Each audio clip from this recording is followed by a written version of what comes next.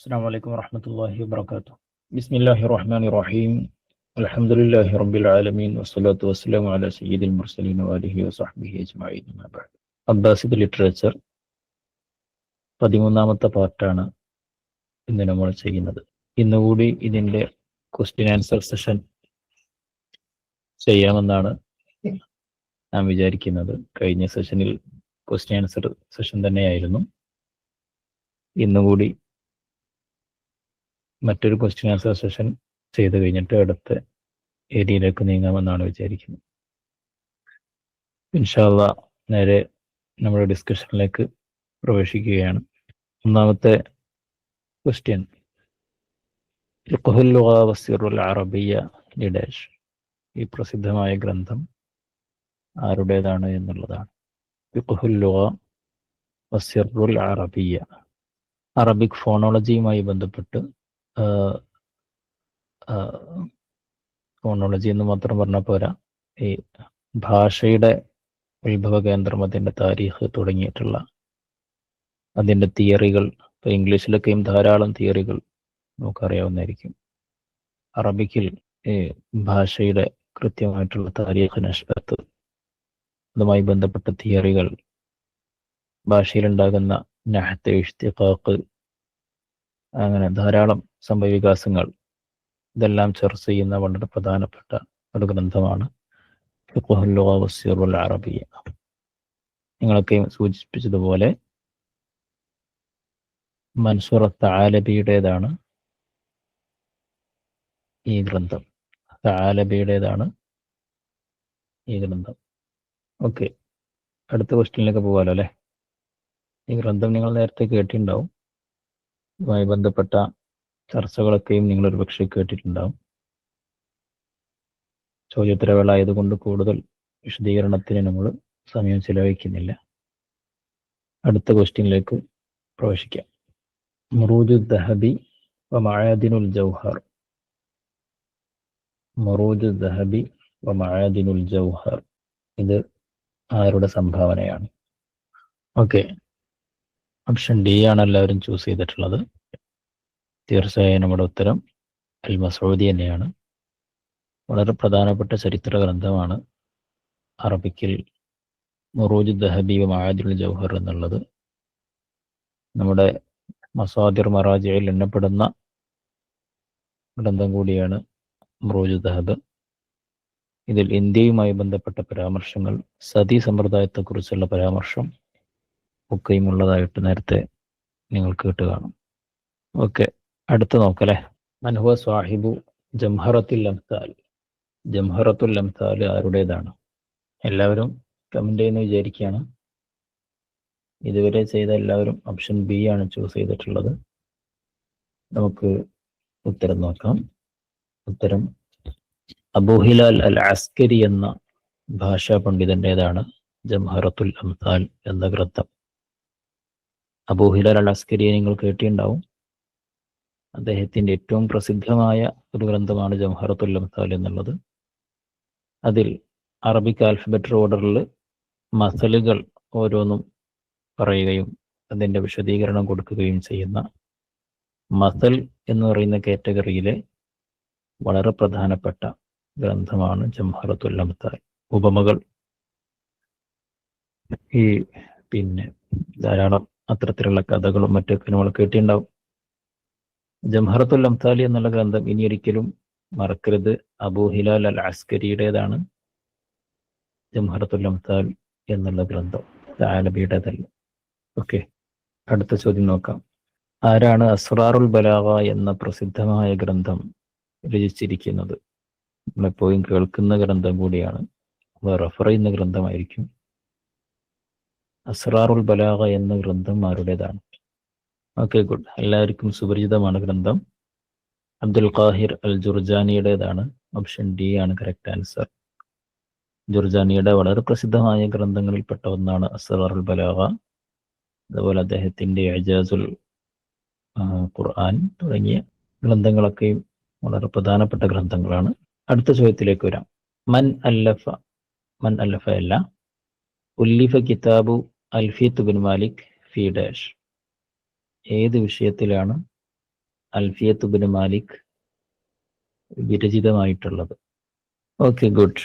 ഇൽമുൻ നഹ്വിലെ വളരെ പ്രധാനപ്പെട്ട ഒരു ആധികാരിക ഗ്രന്ഥം എന്ന് തന്നെ പറയാം ആണ് ഇബ്നു മാലിക്കിന്റെ അൽഫിയ എന്ന് പറയുന്നത്. ധാരാളം പേർക്ക് അൽഫിയ ഉണ്ട്. അതിൽ ഇബ്നു മാലിക്കിന്റെ അൽഫിയ വളരെ പ്രസിദ്ധമാണ്. നമ്മുടെ നാടുകളിലൊക്കെയും പാഠ്യപദ്ധതിയിൽ ഉൾപ്പെടുന്ന ഗ്രന്ഥമാണ് അൽഫിയത്ത് ഇബ്നു മാലിക്. ഈ ഇബ്നു മാലിക് ഏത് രാജ്യക്കാരനാണ് എന്നുകൂടി അറിയുന്നത് നന്നാവും. അറിയാമോ? അന്ദുലുസുകാരനാണ്, സ്പെയിൻകാരനാണ്.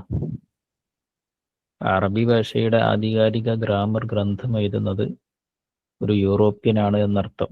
ഇബ്നു മാലിക് യൂറോപ്യനാണ്, സ്പെയിനുകാരനാണ്. അപ്പോൾ അദ്ദേഹത്തിൻ്റെ അൽഫിയ അറബി ഗ്രാമറിൻ്റെ ഏതാണ്ട് എല്ലാ വശങ്ങളും കൈകാര്യം ചെയ്യുന്നതാണ്. മറ്റൊരു ചോദ്യം കൂടി ഇതിൽ പ്രതീക്ഷിക്കാവുന്നതാണ്.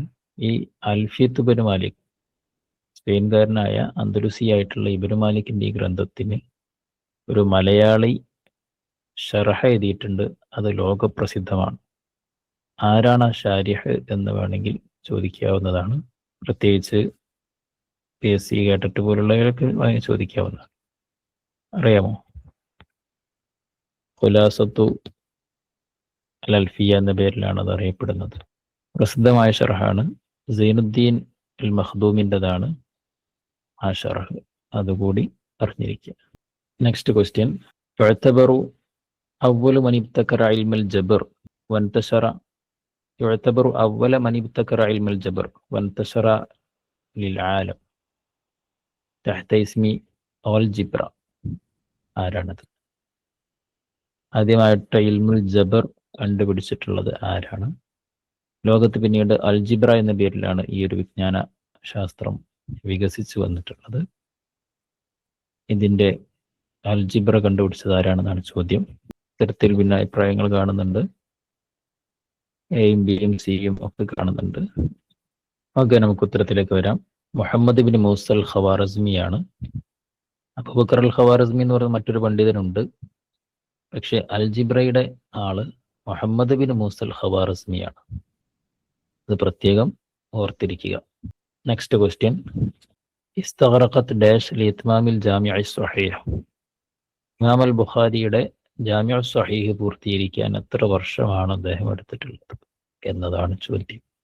ഓക്കെ, ഓപ്ഷൻ എ ആണ് പലരും തിരഞ്ഞെടുത്തിട്ടുള്ളത്. ശരി ഉത്തരം ഓപ്ഷൻ എ തന്നെയാണ്. 16 വർഷമാണ് ജാമിഅ സ്വഹീഹ് പൂർത്തീകരിക്കാൻ ബുഖാരി എടുത്തിട്ടുള്ളത്. 16 വർഷം. നെക്സ്റ്റ്. മൻ ഹുവ സാഹിബു കിതാബി അൽ അദബുൽ മുഫ്രദ്. അൽ അദബുൽ മുഫ്രദ് എന്ന് പറയുന്ന ഗ്രന്ഥത്തിൻ്റെ രചയിതാവാരാണ്? വളരെ പ്രസിദ്ധമായ ഹദീസ് വിജ്ഞാനീയത്തിൽ രചിക്കപ്പെട്ട ഗ്രന്ഥമാണ്. ഓക്കെ, ഓപ്ഷൻ ഡി തന്നെയാണ് കറക്റ്റ് ഉത്തരം. എല്ലാവരും ഓപ്ഷൻ ഡി തന്നെയാണ് ചൂസ് ചെയ്തിട്ടുള്ളത്. അൽ ഇമാം അൽ ബുഖാരിയുടേതാണ് അൽ അദബുൽ മുഫ്രദ്. അടുത്തത് ദുർറത്തുൽ ഖവാസ് ഫി ഔഹാമിൽ ഖവാസ് എന്ന ഗ്രന്ഥം ആരുടേതാണ്? ആരുടേതാണെന്നല്ല ചോദ്യം, ഏത് ഫന്നിലാണ് രചിക്കപ്പെട്ടത്, ആരുടേതാണെന്ന് എല്ലാവർക്കും അറിയായിരിക്കും. ഓക്കെ, ഓപ്ഷൻ സി തന്നെയാണ് ഇതിൻ്റെ കറക്റ്റ് ഉത്തരം. ഓൾമോസ്റ്റ് എല്ലാവരും ഓപ്ഷൻ സി ആണ് ചൂസ് ചെയ്തിട്ടുള്ളത്. സാഹിത്യ വിമർശനത്തിൽ രചിക്കപ്പെട്ട ഗ്രന്ഥമാണ് ദുർറത്തുൽ ഖവാസ് ഫി ഔഹാമിൽ ഖവാസ്. ഇത് ആരുടേതാണ് എന്ന ചോദ്യത്തിന് എന്തായിരിക്കും ഉത്തരം? അറിയാമോ? ഹരീരി. Okay, good. ഹരീരിയുടേതാണ് ദുർറത്തുൽ ഖവാസ്. മഖാമാത്തിലാണ് അദ്ദേഹം പ്രസിദ്ധമായതെങ്കിലും അദ്ദേഹത്തിൻ്റെ നഖദിലെ ഗ്രന്ഥമാണ് ഇത്. നെക്സ്റ്റ്. മൻ യുഅറഫു ബി ഇമാമുൽ മദ്രസ അൽ ബസ്വരിയ ഫി നഹ്വ്. നഹ്വിൽ നമുക്കറിയാം 2 പ്രധാനപ്പെട്ട സ്കൂളുകളാണുള്ളത്. അൽ മദ്രസത്തുൽ ബസ്വരിയ, മറ്റൊന്ന് അൽ മദ്രസത്തുൽ കൂഫിയ. ഇതിൽ മദ്രസ അൽ ബസ്വരിയയുടെ ഇമാമാരാണ്? നമ്മളധികവും സ്വീകരിക്കാറുള്ള മദ്രസയും മദ്രസ ബസ്വരിയ തന്നെയാണ്. ഇതിൻ്റെ ഇമാം ആരാണെന്നതാണ് ചോദ്യം. ഓപ്ഷൻ ഡി ആണ് എല്ലാവരും ചൂസ് ചെയ്തുകൊണ്ടിരിക്കുന്നത്. കറക്റ്റ് ഉത്തരവും അത് തന്നെയാണ്. മദ്രസ ബസ്വരിയയുടേത് സീബവൈഹിയാണ്. അങ്ങനെയെങ്കിൽ നെക്സ്റ്റ് ക്വസ്റ്റ്യൻ. അൽ മദ്രസ കൂഫിയയുടെ ഇമാം ആരാണ്? അൽ മദ്രസത്തുൽ കൂഫിയയുടെ ഇമാം ആരാകുന്നു? Okay, good. ഉത്തരം കൃത്യമാണ്. അൽ കസാഇ ആകുന്നു അൽ മദ്രസ അൽ കൂഫിയുടേത്. നമുക്ക് ഏറെക്കുറെ ആ കാഫും ഇതൊക്കെ വെച്ചിട്ട് പെട്ടെന്ന് കോർഡിനേറ്റ് ചെയ്യാൻ പറ്റും. ബസറ, സീബവൈഹി, ഇപ്പോൾ ആ ഹർഫുകളെ കൊണ്ടൊക്കെ തന്നെ നമുക്ക് കണക്ട് ചെയ്യാൻ പറ്റും കൂഫ, കസായി എന്നുള്ളതൊക്കെ. ഓക്കെ, നെക്സ്റ്റ് ക്വസ്റ്റ്യൻ നോക്കാം. അൻഹുവ സ്വാഹിബു കിതാബി അൽ മജാലിസ്. അൽ മജാലിസ് എന്ന് അറിയപ്പെടുന്ന ഗ്രന്ഥത്തിന്റെ ഓതർ ആരാണ്? ഒക്കെ ഉത്തരത്തിലേക്ക് വരാം. പലരും എ ചെയ്തിട്ടുണ്ട്, ബി ചെയ്തിട്ടുണ്ട്. എയും ബിയുമാണ് കൂടുതൽ കാണുന്നത്. ഓപ്ഷൻ എ ആണ് അതിന്റെ ഉത്തരം. താലബാണ്. കൂഫ സ്കൂൾ ഓഫ് നഹ്വിലെ ഒരു പ്രധാന പണ്ഡിതനാണ് താലബ്. അദ്ദേഹത്തിന്റെ പ്രധാനപ്പെട്ട ഗ്രന്ഥമാണ് അൽ മജാലിസ്. നെക്സ്റ്റ്, മൻ സമ്മ കിതാബ സീബവൈഹി ഫി നഹ്വി അൽ കിതാബ്. ബി അൽ കിതാബ്. സീബവഹിയുടെ ഗ്രന്ഥമുണ്ട് നഹ്വിൽ. ആ ഗ്രന്ഥത്തിന് അൽ കിതാബ് എന്ന് പേര് വിളിച്ചിട്ടുള്ളത് ആരാണ്? ഇതിലും വ്യത്യസ്തമായ ഉത്തരങ്ങളാണ് കൂടുതലും. ഓപ്ഷൻ ബി കാണുന്നുണ്ട്. നമുക്ക് ഉത്തരത്തിലേക്ക് വരാം. ഓപ്ഷൻ സി ആണ് അതിന്റെ ഉത്തരം. അൽ അഖ്ഫഷ്. അബുൽ ഖത്താബ് അൽ അഖ്ഫഷ് എന്ന് പറഞ്ഞു കഴിഞ്ഞാൽ സീബവഹിയുടെ ഗുരുനാഥൻ കൂടിയാണ്.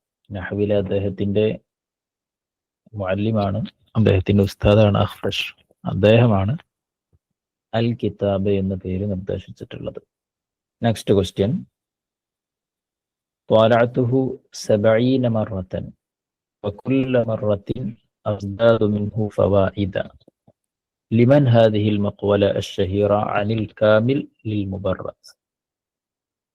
അറിയപ്പെട്ട ലുഗവിയായിരുന്ന മുബറദിന്റെ, ഇമാം മുബറദിന്റെ കാമിൽ എന്ന ഗ്രന്ഥത്തെക്കുറിച്ചുള്ള ഒരു അറിയപ്പെടുന്ന ഒരു കോട്ടാണ് ഇവിടെ കൊടുത്തിട്ടുള്ളത്. 70 തവണ ഞാൻ ഈ ഗ്രന്ഥം അൽ കാമിൽ പാരായണം ചെയ്തു. ഓരോ തവണയും ഞാൻ പുതിയ ഒരുപാട് കാര്യങ്ങൾ അതിൽ നിന്ന് എനിക്ക് കിട്ടിയിട്ടുണ്ട് എന്നുള്ളതാണ് അതിൻ്റെ ഒരു ആശയം. ഇത് അൽ കാമിലിനെ കുറിച്ച് ആരാണ് പറഞ്ഞിട്ടുള്ളത് എന്നതാണ് ചോദ്യം. നമുക്ക് ഉത്തരങ്ങൾ അതിനടുത്ത് തന്നെ വന്നു കഴിഞ്ഞിട്ടുണ്ട്. നമുക്ക് ശരിയുത്തരത്തിലേക്ക് പോവാം. ഓപ്ഷൻ ബി അൽ ഖാദിൽ ഫാദിലാണ് ഇത് പറഞ്ഞിട്ടുള്ളത്. നമ്മുടെ ഉത്തരങ്ങളും ഓപ്ഷൻ ബി എന്നാണ് വന്നിട്ടുള്ളത്. അൽ ഖാദിൽ ഫാദിലിന്റെ പ്രധാനപ്പെട്ട ഒരു ഖൗലാണ് അൽ കാമിലിനെ കുറിച്ചുള്ള ത്വാലഅതുഹു 70 മറ എന്ന് തുടങ്ങുന്ന ഈ കോട്ട്. ഓക്കെ, നെക്സ്റ്റ് ക്വസ്റ്റ്യൻ നോക്കാം. യുഖ്സദു ബിരിസാലത്തി സ്വഹാബ. ഈ ചോദ്യം മനസ്സിലാവണമെന്നുണ്ടെങ്കിൽ ഇബ്നുൽ മുഖഫ എന്ന് പറയപ്പെടുന്ന അബ്ബാസി കാലഘട്ടത്തിലെ ഏറ്റവും പ്രധാനപ്പെട്ട സാഹിത്യകാരൻ ഇബ്നുൽ മുഖഫ, അദ്ദേഹത്തിന് ധാരാളം റിസാലകളുണ്ട്. ആ റിസാലയിൽപ്പെട്ട ഒരു റിസാലയാണ് റിസാലത്തു സ്വഹാബ. അതിൽ അദ്ദേഹം ഈ റിസാലത്തു സ്വഹാബ എന്ന പേരിൽ സ്വഹാബത്ത് എന്നതുകൊണ്ട് ഉദ്ദേശിച്ചത് ആരെയാണ് എന്നുള്ളതാണ് ചോദ്യം. ഓപ്ഷൻ ഡി ആണ് കൂടുതലായിട്ടും വരുന്നത്. കറക്റ്റ് ഉത്തരവും ഓപ്ഷൻ ഡി ആണ്. സ്വഹാബത്തുൽ ഉലാത്തി വൽ ഖുലഫാ. ഭരണാധികാരികളുടെ സ്വഹാബത്തിനെ കുറിച്ചാണ് അദ്ദേഹം അതിൽ പറയുന്നത്. അവരുമായി ബന്ധപ്പെട്ട വിഷയങ്ങളാണ് റിസാലത്തു സ്വഹാബയിൽ പരാമർശിക്കപ്പെടുന്നത്.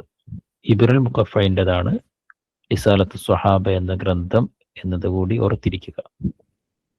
നേരത്തെ പല എക്സാമിനും ചോദിക്കപ്പെട്ടതാണ് റിസാലത്തു സ്വഹാബാരുടേതാണ്, അതിൽ എന്താണ് പറയുന്നത്, സ്വഹാബ് എന്നുകൊണ്ട് ഉദ്ദേശിക്കപ്പെടുന്നത് എന്താണെന്നൊക്കെ ചോദിച്ചതാണ്. ഓക്കെ, നെക്സ്റ്റ്, ഇലാമൻ അർസല ഇബ്നു മുഖഫ റിസാലത്തു സ്വഹാബ. റിസാലത്തു സ്വഹാബക്ക് എഴുതി കഴിഞ്ഞ് സാധാരണ അവർക്കൊരു പതിവുണ്ട്, ഇത് പ്രിന്റിങ്ങും കാര്യത്തിനൊക്കെ സ്വന്തം ചെലവിൽ നടക്കൂലല്ലോ. ഏതെങ്കിലും ഖലീഫക്കോ അല്ലെങ്കിൽ ഗവർണർക്കോ ഒക്കെ ഹദിയ ചെയ്യുന്ന, സമർപ്പിക്കുന്ന ഒരു രീതിയുണ്ട്. ഇബ്നു മുഖഫയുടെ റിസാല അദ്ദേഹം ആരിലേക്കാണ് അയച്ചു കൊടുത്തിട്ടുള്ളത്? ഓക്കെ, ഓപ്ഷൻ സി ആണ് വന്നുകൊണ്ടിരിക്കുന്നത്. കറക്റ്റ് ഉത്തരവും ഓപ്ഷൻ സി, അബു ജഅഫർ അൽ മൻസൂർ തന്നെയാണ്. Next question, യുഅറഫു B Emami തബഖത്തി Rabia ലിൽ കുത്താബ് ഫിൽ അസ്റിൽ അബ്ബാസി. അബ്ബാസി കാലഘട്ടത്തിലെ എഴുത്തുകാരുടെ 4ാം തബക്കയുടെ ഇമാം. നമുക്കറിയാം, അബ്ബാസി കാലഘട്ടത്തിലെ എഴുത്തുകാരുടെ തബക്കകൾ 4 തബക്കകളാക്കി വേർതിരിക്കപ്പെട്ടിട്ടുണ്ട് ചരിത്ര ഗ്രന്ഥന്മാർ, പിന്നെ ഗ്രന്ഥകർത്താക്കൾ. അപ്പൊ അതിൽ 4ാമത്തെ തബക്കയുടെ ഇമാമായിട്ട് അറിയപ്പെടുന്നത് ആരാണ് എന്നതാണ് ചോദ്യം. ഓപ്ഷൻ എ കാണുന്നുണ്ട്, ബി കാണുന്നുണ്ട്, ഡി കാണുന്നുണ്ട്. വ്യത്യസ്തമായ അഭിപ്രായങ്ങളാണല്ലേ. ഓക്കെ, അപ്പൊ നമുക്ക് ശരിയുത്തരത്തിലേക്ക് വരാം. ഓപ്ഷൻ ഡി മാത്രമാണ് ശരിയുത്തരം.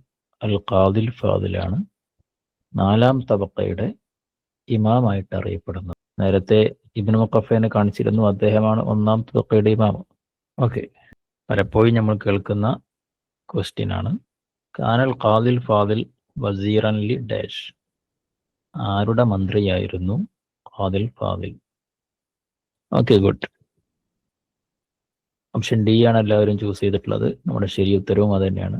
സുൽത്താൻ സലാഹുദ്ദീൻ അൽ അയ്യൂബി ആണ് കറക്റ്റ് ഉത്തരം. സുൽത്താൻ സലാഹുദ്ദീൻ അൽ അയ്യൂബി അദ്ദേഹത്തിൻ്റെ വലിയ ഫതഹുൽ ഖുദ്സിൻ്റെ ഒക്കെ സമയത്ത് ഏറ്റവും അദ്ദേഹത്തിന് സപ്പോർട്ടിംഗ് ആയിട്ട്, അദ്ദേഹത്തിൻ്റെ വലങ്കൈയായിട്ട് നിന്നിട്ടുള്ള വസീറും എഴുത്തുകാരനൊക്കെ ആയിരുന്നു ഖാദിൽ ഫാദിൽ. സലാഹുദ്ദീൻ അയ്യൂബി എന്ന അദ്ദേഹത്തെ കുറിച്ച് ഒരു പ്രസിദ്ധമായ വാക്ക് കൂടി പറഞ്ഞിട്ടുണ്ട്. അറിയാമോ? ആർക്കെങ്കിലും ഓർമ്മ ഉണ്ടോ? അതെ, വാളുകൊണ്ടല്ല ഞാൻ നേടിയത്, എന്റെ അദ്ദേഹത്തിന്റെ എഴുത്തുകൊണ്ടാണെന്നാണോ? ലാ തളുന്നു അന്നി ഫതഹ്തുൽ ബിലാദ പേന ബിസ്സുയൂഫ് വലാകിൻ ബിഖലമിൽ ഖാദിൽ ഫാദിൽ എന്ന് അദ്ദേഹം പറഞ്ഞിട്ടുണ്ട്. അപ്പൊ അത്രമാത്രം ഇദ്ദേഹത്തിന്റെ പേനയ്ക്ക് ശക്തി ഉണ്ടായിരുന്നു, എഴുത്തിന് ശക്തി ഉണ്ടായിരുന്നു എന്നാണ് മനസ്സിലാക്കാൻ കഴിയുന്നത്. ഒരു സാമ്രാജ്യത്തെ തന്നെ തകർക്കുവാനും മറ്റൊരു അയ്യൂബി സാമ്രാജ്യം ഈജിപ്തിൽ സ്ഥാപിക്കാനും കഴിഞ്ഞത് അദ്ദേഹത്തിന്. അതായത് ഫാത്തിമകളെ തകർത്തുകൊണ്ടാണ് അയ്യൂബികൾ ഈജിപ്തിൽ ഭരണം കയ്യേറുന്നത്. ഷഈ ഭരണകൂടമായിരുന്നു ഫാത്തിമി ഭരണകൂടം, അതിനെ തകർത്തുകൊണ്ടാണ് അയ്യൂബികൾ വരുന്നത്.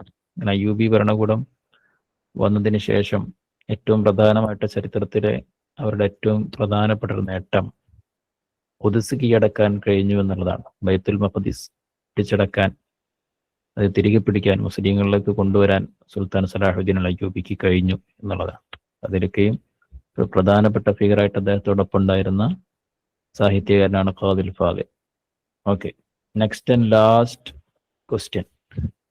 മൻ ഖാൽ ഇന്ന കുതുബൽ ജാഹിളി തുഅല്ലിമുൽ അഖ്ല അവ്വലൻ വൽ അദബ സാനിയൻ. ഇന്ന കുതുബൽ ജാഹിളി തുഅല്ലിമുൽ അഖ്ല അവ്വലൻ വൽ അദബ സാനിയൻ. ജാഹിലിന്റെ ഗ്രന്ഥങ്ങൾ ആദ്യം അഖ്ലിനെയാണ് പഠിപ്പിക്കുന്നത്, രണ്ടാമതാണ് അദബ്. പ്രൈമറി സ്ഥാനം അഖ്ലിനെയാണ്. അഖ്ല് പരിപോഷിക്കാനുള്ള കാര്യങ്ങളാണ് ജാഹിലിന്റെ ഗ്രന്ഥങ്ങളിൽ കാണുക. രണ്ടാമതാണ് അതിൽ അദബിന് സ്ഥാനമുള്ളത് എന്നാണ് അദ്ദേഹത്തിന്റെ വിലയിരുത്തൽ. ഓക്കെ, ഏതാണ്ട് എല്ലാവരും ഓപ്ഷൻ എ ആണ് ചൂസ് ചെയ്തിട്ടുള്ളത്. നമുക്കിതിൻ്റെ ഉത്തരം നോക്കാം. ഇബ്നുൽ അമീദ് തന്നെയാണ് ഈ പ്രസിദ്ധമായിട്ടുള്ള വാക്ക് പറഞ്ഞിട്ടുള്ളത്.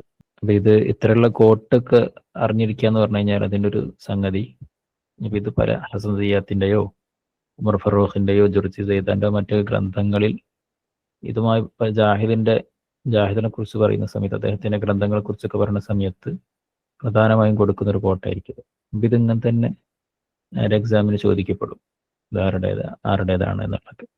പ്രത്യേകിച്ച് നെറ്റ് പോലുള്ള എക്സാമിനൊക്കെയും ഇത് വളരെ അധികം കാണപ്പെടാറുണ്ട്. അപ്പോൾ ഇത്തരത്തിലുള്ള സംഗതികൾ അറിഞ്ഞിരിക്കുന്നത് ഉപകാരപ്പെടും. നേരത്തെ ത്വാരത്തുഹു അത് നമ്മൾ പറഞ്ഞു. ഇത്തരം കാര്യങ്ങളൊക്കെ ഓരോ ഗ്രന്ഥങ്ങളിൽ കാണപ്പെടുന്നത് അങ്ങനെ തന്നെ കൊടുക്കുന്നതാണ്. ഓക്കെ, അപ്പോൾ ഇത്രയുമാണ് നമ്മുടെ ഇന്നത്തെ സെഷൻ ഉള്ളത്. കുറച്ച് ഒരു 20 ക്വസ്റ്റ്യൻസ് ആയിരുന്നു നമ്മൾ ചോദിച്ചിട്ടുള്ളത്. ഏറെക്കുറെ എല്ലാ ക്വസ്റ്റ്യൻസിനും കൃത്യമായിട്ട് നമുക്ക് ഉത്തരം ചെയ്യാൻ പറ്റിയിട്ടുണ്ട്. അപ്പോൾ അബ്ബാസി ഏരിയയിൽ നിന്ന് ഏത് ചോദിക്കപ്പെട്ടാലും നിഷ്പ്രയാസം നമുക്ക് ഉത്തരം ചെയ്യാൻ പറ്റുന്നുണ്ട് എന്നുള്ളൊരു ആത്മവിശ്വാസം കൂടി നിങ്ങൾക്കൊക്കെയും ഉണ്ടായിട്ടുണ്ടാകും. കൂടുതൽ അഡ്വാൻസ് ആയിട്ട് വീണ്ടും ഈ ഏരിയകളൊക്കെ നോക്കാൻ വേണ്ടി സമയം കണ്ടെത്തുക. എന്തെങ്കിലും ഈ സെഷനുമായി ബന്ധപ്പെട്ട എന്തെങ്കിലും ക്ലാരിഫിക്കേഷൻ ആവശ്യമുണ്ടെന്നുണ്ടെങ്കിൽ പെട്ടെന്ന് തന്നെ ചോദിക്കാം, എന്നിട്ട് നമുക്ക് പിരിയാം. ഒന്നുമില്ല എന്നാണ് മനസ്സിലാവണത്, ഒന്നുമില്ലല്ലോ അല്ലേ? ഓക്കെ, നമുക്ക് നാലിവിടെ അവസാനിപ്പിക്കാം. ജസാക്കുമുല്ലാഹു ഖൈറൽ ജസാ വശുക്രൻ ലിഹുസ്നി ഇസ്തിമാഇക്കും വബാറകല്ലാഹു ഫീക്കും. അസ്സലാമു അലൈക്കും വറഹ്മത്തുള്ളാഹി വബറകാതുഹു.